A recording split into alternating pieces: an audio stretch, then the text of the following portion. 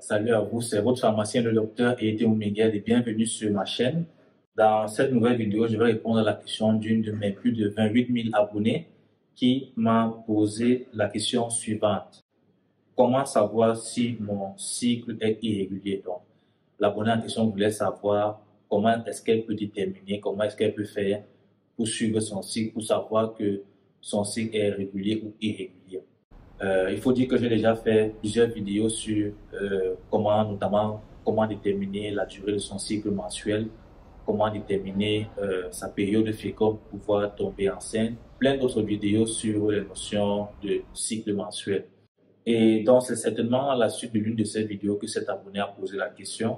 Et d'emblée, je vais dire que le cycle en général chez la femme, le cycle dure en moyenne, on considère 28 jours de durée moyenne de cycle. Donc, en général, normalement, une femme va avoir ses règles une fois par mois. Mais on estime que un cycle normal, un cycle régulier peut aller jusqu'à 21 jours à valeur minimale et 35 jours en valeur maximale. Donc, si vous avez un cycle qui dure entre 21 jours à 35 jours, donc 21, 22, 23, ainsi de suite jusqu'à 35 jours, on peut considérer que votre cycle est régulier. Dans cette vidéo, nous allons voir les différents types d'irrégularités menstruelles. Donc, quand est-ce qu'on peut dire qu'un cycle est irrégulier?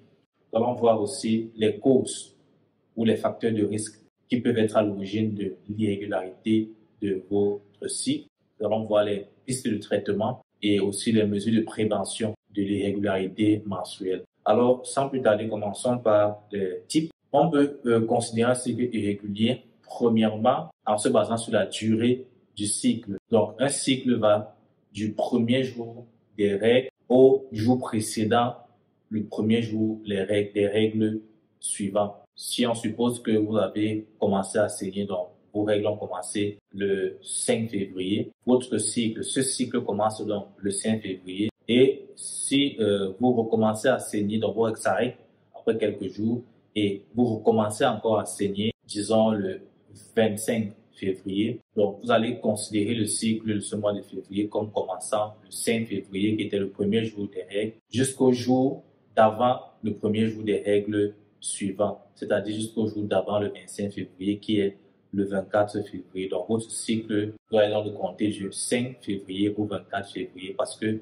le premier jour des règles suivant qui est le 25 février est considéré dans un autre cycle. Un cycle peut être considéré irrégulier s'il dure moins de 21 jours ou alors s'il dure plus de 35 jours. Puisqu'on a vu en début de vidéo que un cycle est considéré régulier lorsqu'il dure entre 21 et 35 jours. Ça, c'est la première façon de définir. On peut aussi définir un cycle irrégulier par l'absence de règles sur 3 mois consécutifs. C'est-à-dire que vous ne voyez pas vos règles, vous ne saignez pas. Et sur une période de 3 mois consécutifs, par exemple, janvier, vous ne voyez pas vos règles. Février, vous ne voyez pas vos règles. Mars, vous ne voyez pas vos règles. On peut considérer à ce moment que vous avez un cycle irrégulier. Donc, 3 mois, ou pas seulement 3 mois ou plus. Donc, ça peut être 4 mois, ça peut être 5 mois. Et là, on va parler donc de aménorrhée qui est l'absence des règles. On peut aussi considérer qu'un cycle est irrégulier lorsque, par rapport à la durée des règles, à la durée du saignement, donc si vous avez un saignement qui dure plus de 7 jours, on va considérer que votre cycle est irrégulier parce que, en général, la durée des règles est de 2 à 7 jours, au maximum une semaine. Lorsqu'on excède une semaine, en général, ce n'est pas normal. Un cycle peut aussi être considéré comme irrégulier par rapport à l'abondance ou au flux de saignement, au flux des règles. Donc, si vous avez subitement une modification, soit par augmentation, soit par diminution du flux de saignement, alors on peut parler d'irrégularité menstruelle. Donc, si vous avez l'habitude d'utiliser peut-être une serviette hygiénique par jour et que du jour au lendemain, vous mettez à utiliser 3, 4, 5, dans ce cas, on peut parler de règles ou de cycles irréguliers. Et on peut aussi parler de règles ou de cycles irréguliers par rapport à la durée des cycles, ou du moins la variation entre la durée des cycles consécutifs. Donc, lorsque la durée de vos cycles varie de plus de 9 jours, par exemple, vous avez un cycle ce mois de 22 jours, le mois suivant, vous avez un cycle de 32 jours, ça fait un écart entre les deux durées de 10 jours, plus on était à 22 jours, on est passé à 32 jours. Et le mois qui vient après le cycle de 32 jours, vous avez 21 jours. Ça fait un écart de plus de 9 jours encore. Là aussi, on peut parler de cycle irrégulier. Parce qu'on peut avoir des écarts, des variations minimes qui ne constituent pas des irrégularités. On peut avoir des écarts, par exemple, d'un jour, de 2 jours, de 3 jours. Donc, si par exemple, vous avez un cycle ce mois de 25 jours, le mois prochain 27 jours, le mois suivant 30 jours, le mois d'après 28 jours, vous voyez que c'est des écarts qui n'atteignent pas 9 jours, c'est des écarts de 2, 3, 4 jours. Mais lorsque vous avez des écarts qui dépassent, qui sont de 9 jours, de plus de 9 jours, dans ce cas, on peut parler donc de cycle irrégulier. Et enfin, aussi avec les saignements, si vous avez des saignements intermenstruels, qu'on appelle aussi métrorragie, j'ai d'ailleurs déjà fait une vidéo dessus, ou alors si vous avez des saignements après les rapports sexuels, cela peut aussi être considéré comme des éléments de cycle irrégulier. Alors, quelles peuvent être les causes ou quels peuvent être les facteurs de risque?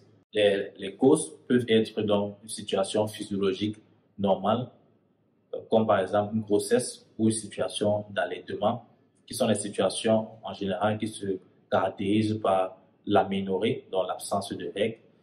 Pour aussi avoir des situations, cette fois-là pathologiques, comme une fausse couche ou alors une grossesse ectopique, qui se caractérise par le fait que le fœtus, au lieu de s'implanter au niveau de l'utérus, ce qui va s'appeler la nidation, donc au lieu que la nidation ait lieu dans l'utérus comme en temps normal, dans le cas d'une grossesse ectopique, vous aurez une implantation du fœtus en dehors de l'utérus, par exemple dans les trompes de Fallot.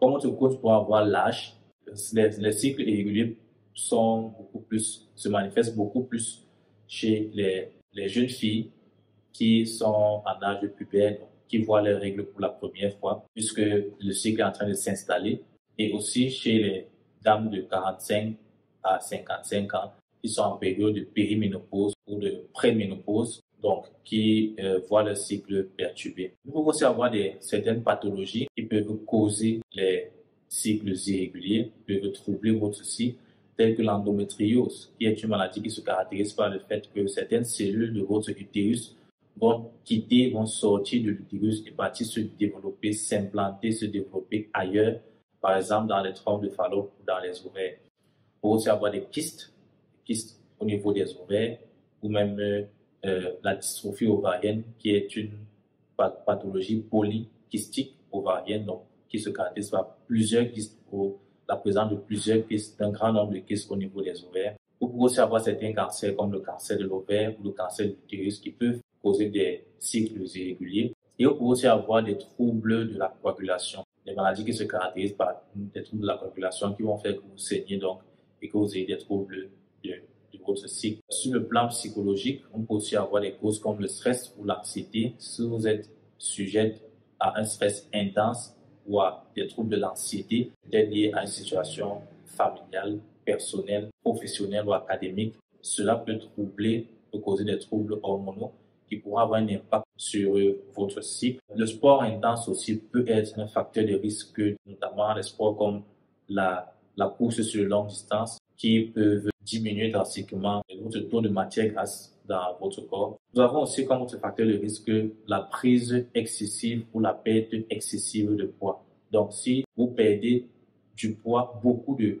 poids trop rapidement, ou alors si vous prenez beaucoup de graisse, beaucoup de poids trop rapidement, cela peut conduire à des cycles irréguliers. Bien évidemment, il peut aussi y avoir certains médicaments qui peuvent conduire à des cycles irréguliers, notamment les stéroïdes ou les encore appelés corticostéroïdes comme la cortisone, la dexaméthasone, qui sont administrés dans plusieurs pathologies inflammatoires. Et aussi certaines pilules contraceptives. Quelles sont donc les pistes de traitement possibles? Les traitements vont consister donc à juguler, à s'attaquer à la cause ou au facteur de risque. Il n'y a pas un traitement standard. Le traitement vous sera administré par votre gynécologue selon la cause qui sera trouvée à votre cycle irrégulier.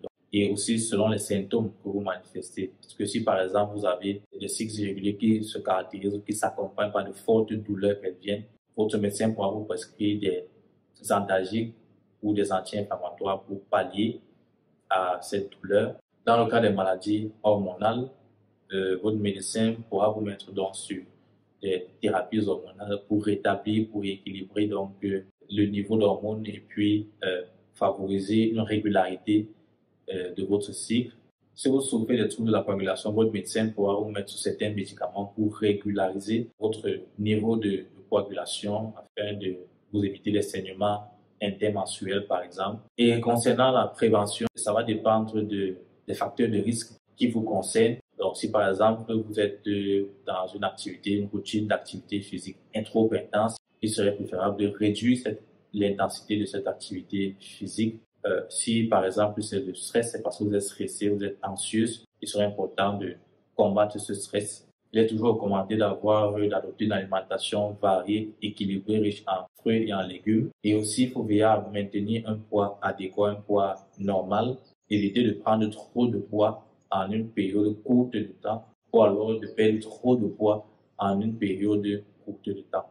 Et si jamais vous avez une quelconque préoccupation par rapport à votre cycle, il est toujours important de vous faire consulter par un gynécologue parce que comme je l'ai dit dans la vidéo, les causes et les facteurs de risque sont multiples. Et puis, votre gynécologue vous mettra sur le traitement approprié. Donc, j'espère avoir apporté les réponses amples et suffisantes à cet abonné et à tous les abonnés qui peut-être se posent aussi la même question. Merci d'avoir regardé cette vidéo et n'oubliez pas de liker, de partager et de commenter si vous avez encore d'autres questions. Je me ferai un plaisir d'y apporter des réponses satisfaisantes.